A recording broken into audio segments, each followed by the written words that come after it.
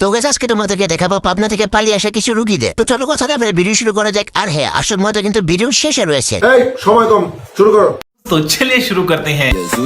মজা তো তখনই লাগে যখন লয়াল খুঁজতে গিয়ে 12 ব্যাটারি কপালে জুটে। শিশু চায় খেলতে খেলনা, বুইরা চায় বুড়ি। শুধু বইরা না আন্টি, প্রিন্স মামুনও চাই ঠিক আপনার মতো বুড়ি।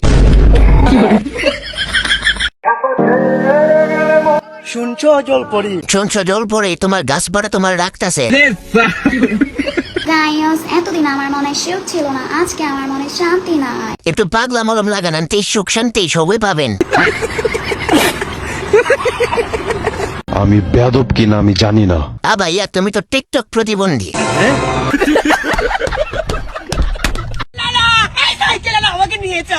বেয়াদা ভাই নিয়ে এমন জায়গায় ফালাইবি যাতে স্যাটেলাইট খুঁজে না পাই।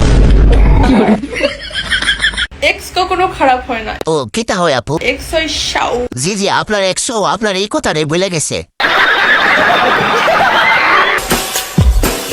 খালি একজনের দিক তাকাইয়া ভালো হয়ে গেছে। ভালো হওয়ার আগেও আপু একজন কাল লাগিয়ে ছিল।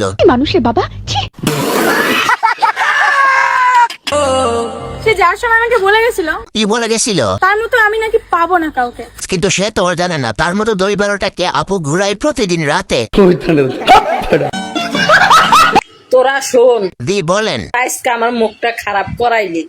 তোরা ইনবক্সে যা দেস না, এগুলো যে ফোসানের গুলা পাইন পারলে বাচ্চা বিচা আর একটু বড় বড় চাইয়া দিস।